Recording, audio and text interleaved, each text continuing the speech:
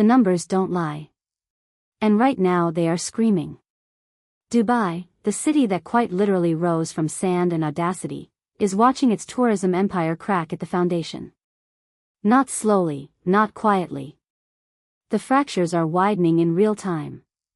And the global travel industry is whispering something that would have been unthinkable 5 years ago. Some of Dubai's most iconic, most photographed, most aggressively marketed landmarks are financially bleeding out. Some are already on life support and a handful of them may not survive the decade. This is not a conspiracy theory. This is not sensationalism. This is what happens when a city builds its entire identity on spectacle and the world stops showing up the way it used to. Let me take you inside the collapse. Dubai's tourism model was always a high-wire act. Cross back to the mainland and walk into the Dubai Mall. On paper, the Dubai Mall is the most visited building on the planet. Over 100 million visitors per year at its peak. The largest mall in the world by total area. An indoor ice rink, a massive aquarium, a dinosaur skeleton, a fountain show, and over 1 retail outlets. But the Dubai Mall is facing a pressure that no amount of square footage can fix.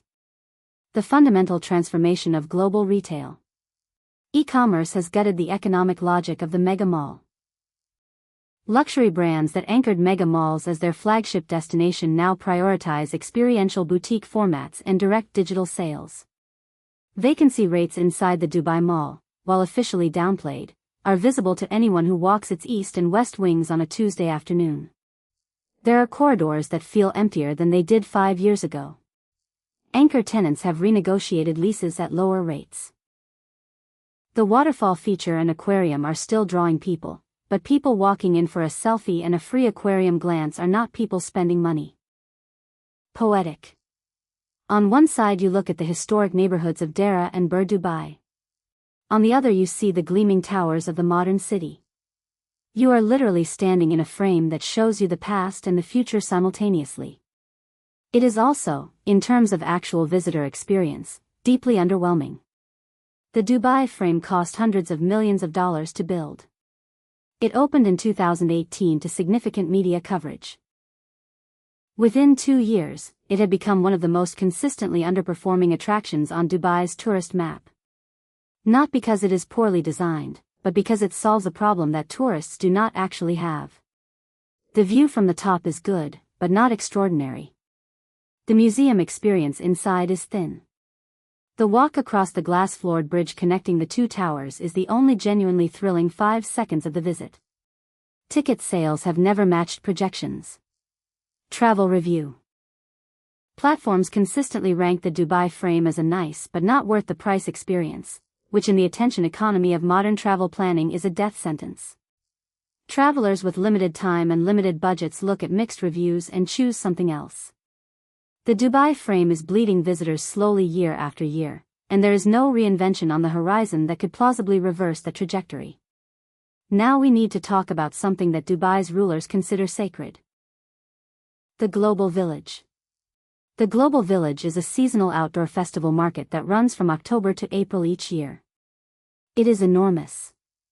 Over 90 countries represented in pavilions with food, entertainment, cultural shows, rides, and shopping. For working-class and middle-income residents of Dubai, it is one of the few genuinely affordable leisure experiences the city offers. For tourists staying longer than a weekend, it is a fascinating glimpse into how Dubai tries to perform multiculturalism. But the Global Village has a structural problem that is becoming impossible to ignore. It is almost entirely dependent on the tourism and residential population of the UAE maintaining its current volume and demographic composition. As Dubai's cost of living has spiked, rental prices have increased dramatically since 2021. Utility costs are rising. Service costs are climbing. The working-class expatriate workforce that formed the backbone of the Global Village's loyal repeat visitor base is shrinking. People are leaving Dubai, not in catastrophic numbers, but in meaningful numbers. The affordability crisis is real.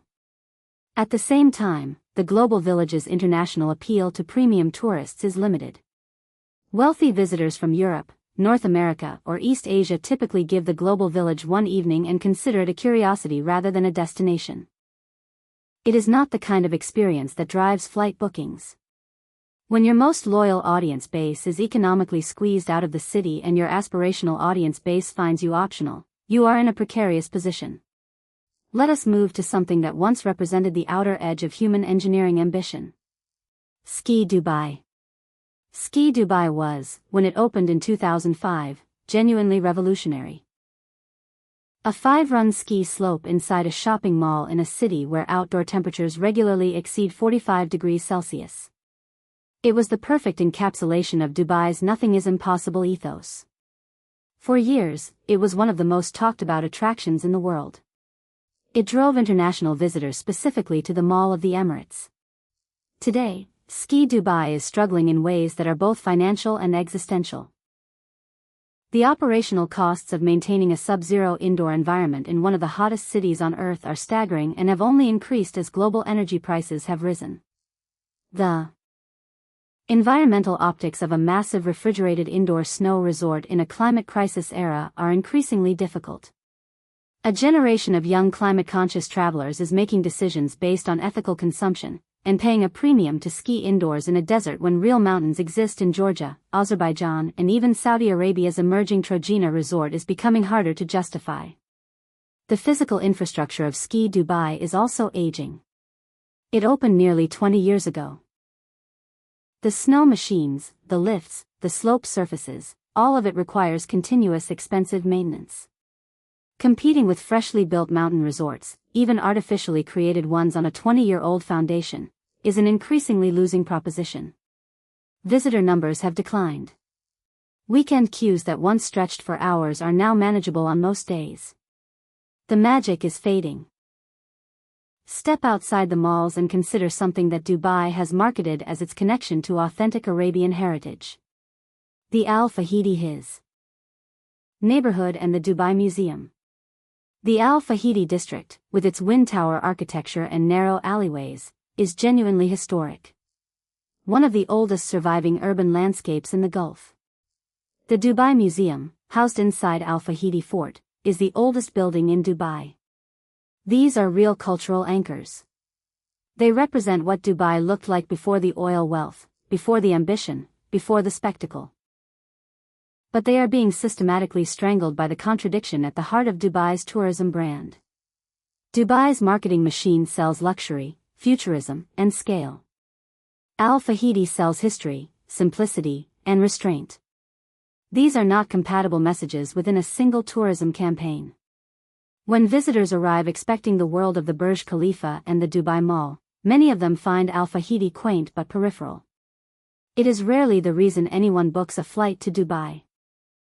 And the museum itself, despite housing genuinely fascinating exhibits about pre-oil Gulf life, traditional dhow building, and pearl diving culture, is chronically underfunded compared to the city's mega attractions.